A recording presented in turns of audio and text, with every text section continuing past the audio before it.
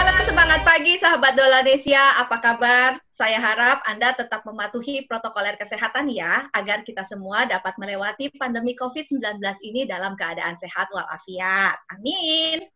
Memenuhi janji kami untuk menayangkan secara khusus sesi tanya jawab, telah hadir bersama kita di sini Bapak Nur Huda. Beliau adalah founder Uang Migran yang akan menjawab pertanyaan-pertanyaan dari sahabat Dolanesia yang sudah kami terima pada saat event yang telah lalu.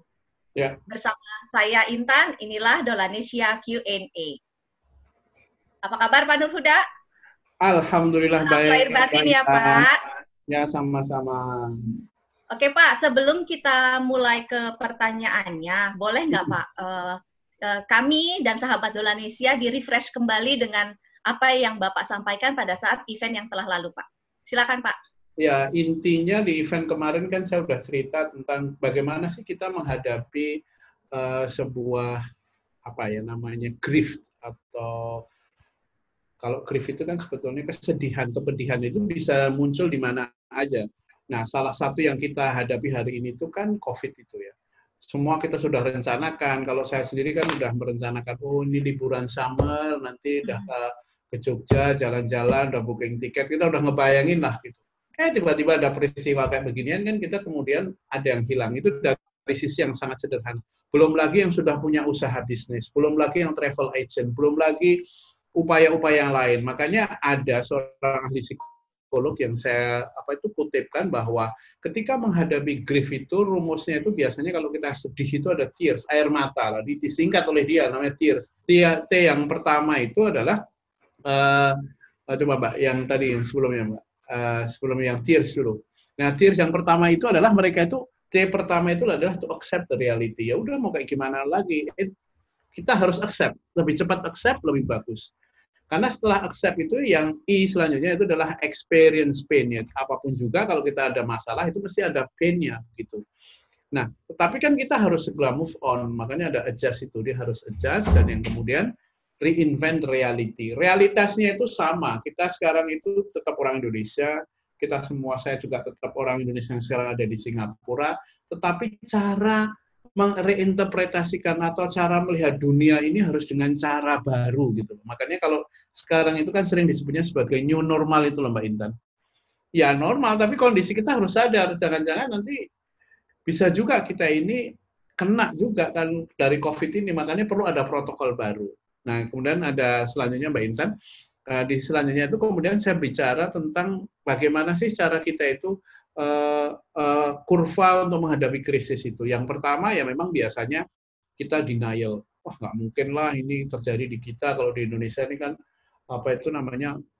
mayoritas Muslim, terus kemudian ada yang kemarin cerita ya karena kita banyak wudhu gitu, atau yang kemudian kita ini tropis. Jadi pertama denial. Oh ini dari Cina. Kemudian yang kedua anger. Kalau anger ya pasti marah loh. Kan kita udah banyak yang di cancel, banyak hal yang hilang lah, kesempatan yang hilang itu kita banyak marahnya. Nah kalau itu terus-terusan kita akhirnya juga harus selanjutnya kita mulai berganding. Duh, kita nggak marah-marah terus juga nggak menyelesaikan masalah. Nah inilah mulai kemudian dia mulai bergening. Nah kalau yang nggak bisa itu biasanya itu langsung depresi.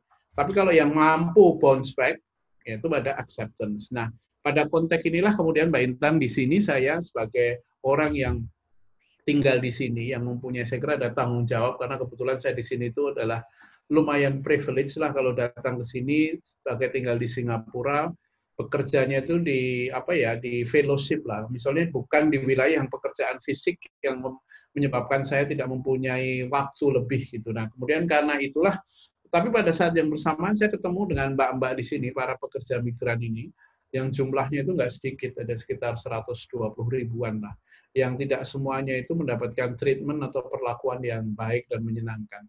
Nah, ketika tadi kan dalam proses dulu sebelum ada COVID, ya saya sering melakukan engagement atau bertemu dengan mbak-mbak itu dengan memutar film itu Mbak Intan. Saya kan bikin film, judulnya Pengantin, yaitu atau The Bride, kisah 3 perempuan mencari cinta di sosial media. Yang 2 itu kena bujukannya kelompok radikal, yang 1 ya kena jatuh cintanya online, tapi kemudian melakukan verifikasi, ketemu ada offline-nya, akhirnya dia kemudian nggak terjerat di dalam kasus-kasus percintaan yang nggak benar itu. Gitu. Nah, kebanyakan yang kasus-kasus yang ada di mbak-mbak yang ada di sini itu rata-rata ya karena online-nya itu. Nah, oleh karena itu saya dulu masih memungkinkan saya untuk kemudian bertemu dengan mbak-mbaknya itu melalui film, nonton film saya, kemudian dialog, menceritakan kisah gimana dulu mereka mencari cintanya, terus kemudian ada yang gagal, banyak juga yang berhasil. Itu bisa menjadi sharing. Nah, kondisi sekarang ini dengan adanya COVID ada protokol baru. Protokol baru di mana kita nggak bisa lagi ketemu banyak orang dan engage. Nah, kemudian oleh karena itu saya memasukkan aspek teknologi, Mbak. Ya, coba mungkin Mbak di slide selanjutnya, Mbak Intan bisa bantu ke saya. Di aspek selanjutnya ini saya membuat aplikasi namanya rumi.org gitu namanya .sg, sorry. Rumi itu namanya rumah migran, ruang migran. Ini sebenarnya bagian dari kepanjangan kerja yang sudah kita bikin lama di Indonesia. Namanya kita punya website komunitas, namanya Ruang Ngobrol, di mana kita itu mengobrolkan hal-hal yang sensitif. Kalau dulu yang banyak kita obrolkan itu tentang isu radikalisme, karena banyak orang yang radikalnya itu kemudian menemukan Islam baru, kemudian kencang banget jadi panitia masuk surga, terus kemudian akhirnya terlibat kekerasan itu, mereka rata-rata karena online. Makanya kita bikin namanya Ruang Ngobrol itu untuk engagement, untuk ngobrol, terus kemudian menjelaskan fenomenanya, istilahnya untuk moderasi lah, isu-isu memoderatkan. Nah, hari ini yang menjadi kencang itu adalah COVID dan bagaimana perilaku kita, ya kita kemudian memakai platform Ruang Ngobrol itu untuk mendiskusikannya website ini. Nah, kemudian tetapi, di ada ruang migran ini kita akan lebih spesifik lagi, apa yang terjadi di kalangan mbak-mbak. Jadi nanti mbak-mbak bisa download, terus kemudian bisa sharing ceritanya, bagaimana mereka bisa bicara tentang kalau ada masalah hukum, terus kemudian ada peraturan yang ada, mereka juga bisa nulis, terus kemudian kita linkkan juga dengan KBRI, terutama ada panic button-nya gitu. Jadi kalau mereka bermasalah bisa kemudian langsung ngontak pihak kedutaan gitu. Kalau ada hal yang bermasalah, karena jumlah ini saya harapkan nanti kita kalau sudah teridentifikasi begini, kita lebih mudah Mbak untuk menjaga silaturahminya. Saya kira begitu aja sih yang ingin saya katakan, bahwa ya COVID ini merubah cara hidup kita, suka atau nggak suka, dan kita nggak tahu kapan ini kelar COVID-nya. Oleh karena itu perlu cara pandang baru, reinvent ourselves, menciptakan memaknai apa yang terjadi sekarang ini dengan cara pandang baru, karena cara berpikir ini berpengaruh terhadap pola hidup kita, berpengaruh pada perilaku kita. Saya kira itu aja Mbak Intan. Oke Pak, terima kasih untuk penjabarannya. Jadi kalau saya boleh tanya, ini kan aplikasi ya Pak ya? Aplikasi ini sudah berjalan atau baru akan diluncurkan Pak? Aplikasi ini isinya sudah ada, sudah siap. Coba ketika saya masuk di Indonesia, ketika masuk di Singapura ini, saya harus menyelesaikan berbagai macam administrasi, kan harus memastikan bahwa ini tidak melanggar hukum di sini. Saya sudah kasihkan kepada Kementerian Dalam Negeri di sini, kemudian dari Kementerian Dalam Negeri di sini mereka sedang pada proses review. Kemudian nanti mereka akan kalau mereka sudah oke, ya ini kemudian akan segera kita luncurkan begitu. Tapi secara secara backbone-nya di belakangnya itu sudah ada, sekarang pun sudah bisa di-download, tapi belum saya sebarkan secara masif. Ya moga-moga inilah sesegera mungkin lah bulan-bulan ini bisa kelar lah. Oh, jadi saat ini belum bisa disimulasikan ya Pak di sini Pak? Apps-nya? Ya sebetulnya bisa, kalau mau download bisa download, tetapi bisa sekarang bisa di-download di kalau Anda bisa ke di store-nya, kalau di Apple Store juga sudah ada, tapi yang di di aplikasi sudah ada. Tapi itu pun nanti belum bisa kita kita distribusikan secara masif, karena nanti kalau saya belum mendapatkan clearance dari sini ya akan bermasalah nanti. Oke, berarti saat ini yang sudah ada di Indonesia? Yang sudah ada melalui kisah-kisahnya masih memungkinkannya kita pakai Ruang Ngobrol yang ada di Indonesia sama Ruang Ngobrol Singapura, tapi belum pakai aplikasi, masih pakai Facebook gitu loh. Oh, masih pakai Facebook. Bapak tadi sudah sempat menyebutkan ruangobrol.id, jadi boleh nggak sih Pak dijelasin apa bedanya ruangobrol.id dengan ruang migran ini? Secara spesifik bedanya gitu maksudnya. Oke, jadi kalau ruangobrol.id itu dulu ceritanya begini, itu kan kita banyak ada isu radikalisme itu ya.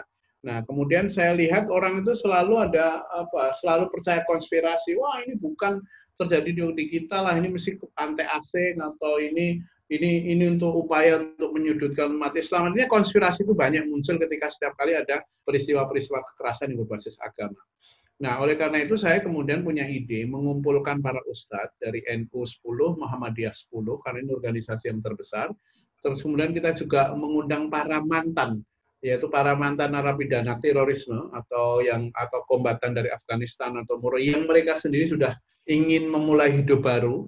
Terus kemudian, tetapi mereka juga tidak mau ada orang yang seperti diri mereka, karena mereka harus speak up. Makanya kan sering banyak kan para mantan itu muncul di media, kemudian melawan narasi kelompok lamanya. Ini saya kumpulkan, kemudian kita bikin workshop komunikasi. Nah, dari mereka inilah yang kemudian untuk menjaga komunikasi dan antar mereka dan menyebarkan kepada publik, kita pakai namanya ruang ngobrol ini. Dan kemudian mereka menuliskan kisahnya dari berbagai macam dari berbagai macam background lah, mereka kemudian berkisah di situ. Nah, kemudian ini yang membedakan, ini website komunitas, kemudian kita ke universitas, kemudian ke kantong-kantong yang dianggap nanti ada radikalisme baru, kita di situ. Nah, ruang migran ini kita lebih spesifik lagi, tetapi kepada mbak-mbak yang ada di sini, isu-isu sosial yang ada di sini, supaya saya percaya bahwa kisah baik itu menginspirasi, Mbak.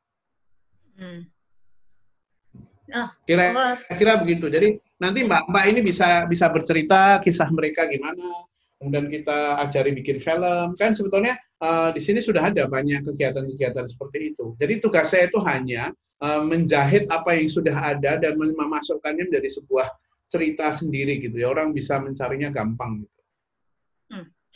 Terkait dengan kondisi COVID-19 saat ini, Pak, gitu. Apa yang telah ruang ngobrol.id atau ruang migran lakukan untuk mengakomodir keresahan dari pekerja buruh migran ini, Pak? Nah, kalau yang biasanya, kalau ruang ngobrol sendiri itu kan kita masih berbasis narasi ya. Jadi paling tidak yang bisa kita lakukan itu memberikan informasi. Kita bikin cerita, kemudian kita bikin video pendek, kita bikin meme ya yang tentang informasi narasi. Tapi kalau yang ada dengan mbak-mbak di sini, Rumi, yang bisa kita lakukan itu biasanya kita ya seperti ini, kita bikin Zoom weekend gitu, weekend, terus kemudian kita akan berdiskusi dengan mbak-mbak terhadap permasalahan yang ada. Seperti misalnya kemarin bekerja sama dengan dengan Pak Stefanus ini tentang forum komunikasi masyarakat Singapura di sini tentang nggak usah mudik dulu lah, kira-kira begitu. Dan kenapa ya kampanye-kampanye seperti itu yang baru kita lakukan. Ke depan saya kemudian pengen lagi nanti lebih lagi menyuarakan apa yang dirasakan oleh mbak-mbaknya di sini gitu. Pakai wadahnya itu, Mbak.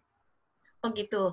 Oke Pak, tadi ngobrol Bapak sempat bikin acara dengan mbak-mbak ini terkait yang kemarin nggak mudik. Reaksi mereka apa sih Pak pada saat mereka disarankan bahkan dapat larangan mudik Pak? Ya rata-rata ya kecewa, ada yang sudah ada yang mungkin sudah 3 tahun, ada yang merencanakan lama, tapi kemudian mereka ada kondisi seperti ini, ya. Tapi ya ini juga akan mereka mau menerima gimana lagi kondisinya. Mungkin mereka bisa mudik, tapi nggak bisa balik lagi ke sini kan juga bermasalah, Mbak. Iya sih. Nah, kira-kira begitu. Jadi memang kemudian yang bisa kita lakukan di sini, ini kan sebutnya kenormalan baru, cara kita berkomunikasi yang itu nggak gampang untuk semua orang terima. Terutama Mbak-Mbak ya. Kan saya bisa ngebayang ya, misalnya dulu itu seru banget ya Pak Stefanus ya.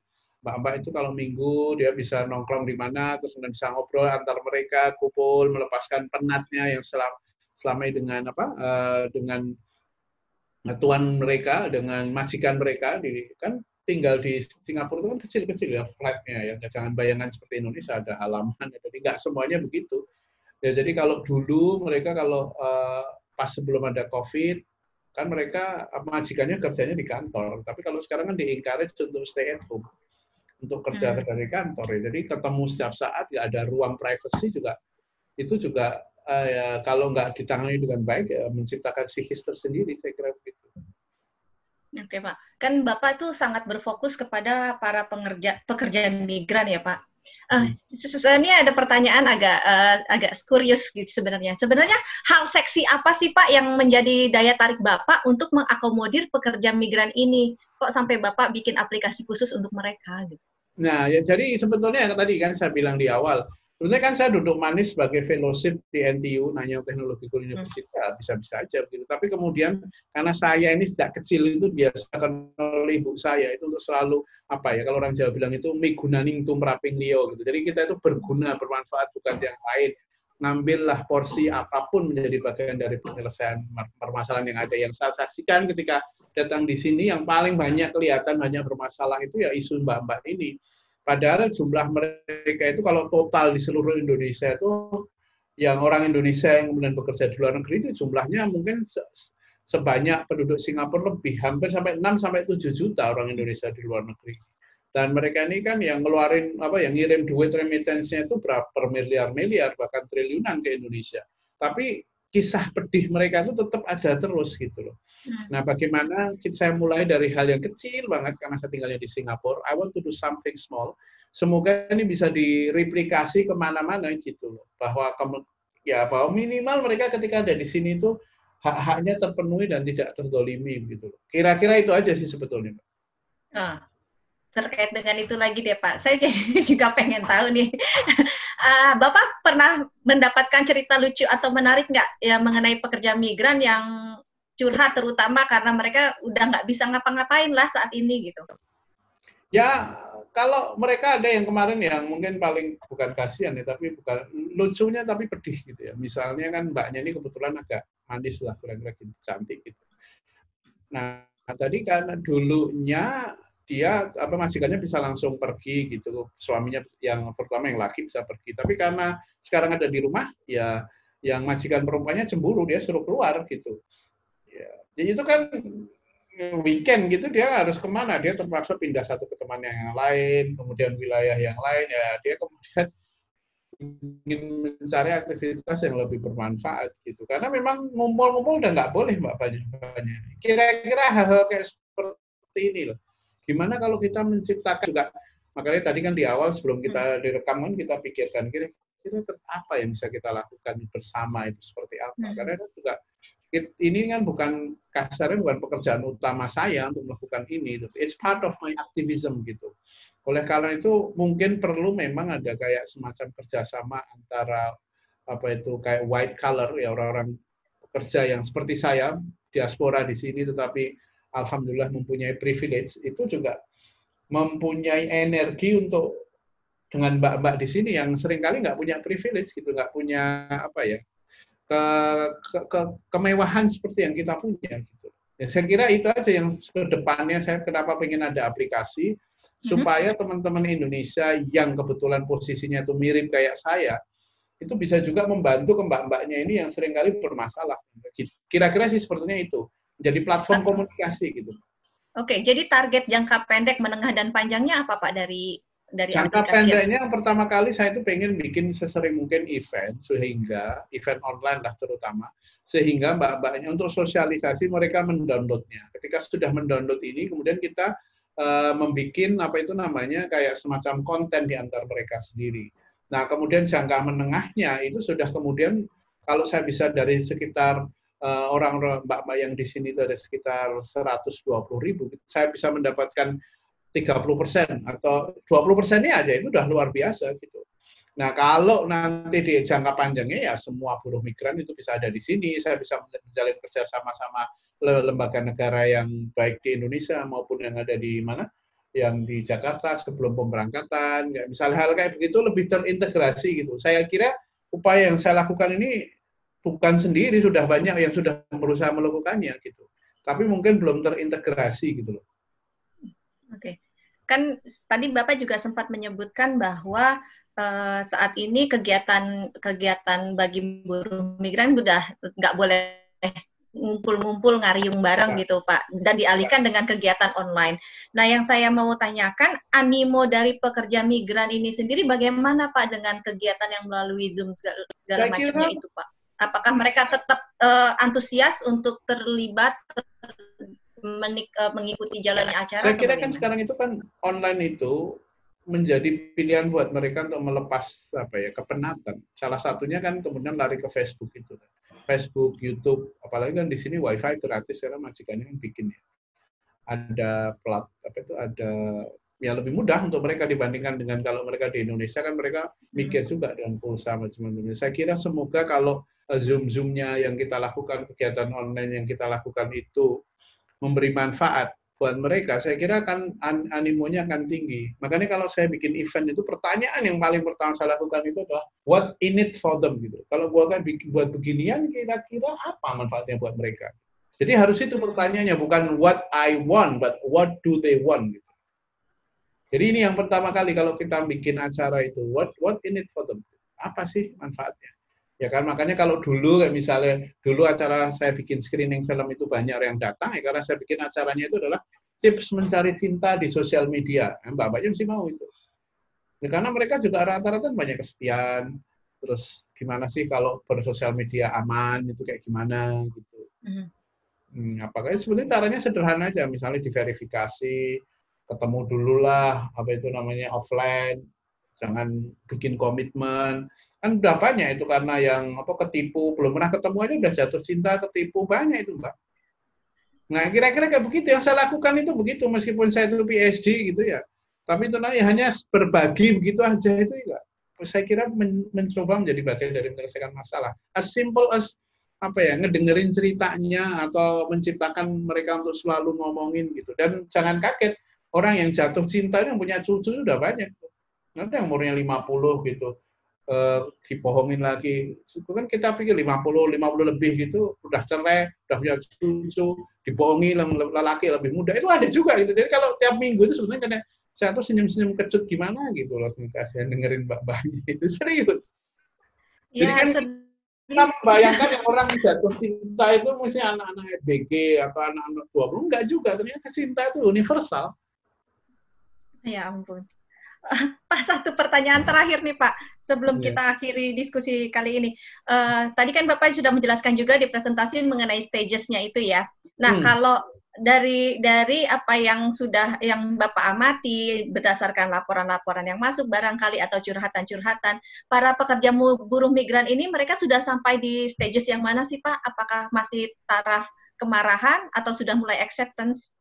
Kalau saya kira pekerja migran yang ada di sini, nanti Pak Stefanus bisa nambahkan ya, yang saya amati itu sudah pada tahap acceptance, dan mereka itu sudah reinvent new reality, gitu kan, mereka mulai ada kegiatan-kegiatan positif, bikin sekolah, ada yang bikin masakan, ada yang udah mulai begitu, and this is powerful, yang menurut saya, inilah yang sebenarnya ingin kita angkat di ruang migran itu, gitu loh. Inilah yang kisah-kisah baik mereka ini, upaya untuk reinvent themselves, ya dengan kondisi kayak beginian, mereka menciptakan realita baru yang mereka tetap menjadi produktif. Kalau enggak ya larinya itu tadi ke hal-hal yang enggak jelas gitu, dan itu banyak kasusnya. Karena orang kesepian, patah cinta itu memang larinya kemana-mana, yang enggak kebukuh gitu Mbak Intan ternyata. Oke, baik. Terima kasih Bapak Nur Huda atas waktu dan kesempatannya untuk menjawab pertanyaan-pertanyaan dari teman-teman Dolanesia. Oke, sahabat Dolanesia, demikianlah sesi Dolanesia Q&A pada kesempatan kali ini. Kami harap apa yang sudah Bapak Nur Huda sampaikan dapat memberikan manfaat bagi sahabat Dolanesia ya. Oke, kembali saya mengingatkan jangan lupa untuk subscribe, like, dan share sebanyak-banyaknya Dolanesia channel. Dolanesia.travel, dan jangan lupa nyalakan notifikasinya agar sahabat Dolanesia tidak ketinggalan oleh tayangan-tayangan terbaru dari kami ya. Saya Intan beserta tim Dolanesia Q&A pada kali ini mohon undur diri. Sampai jumpa.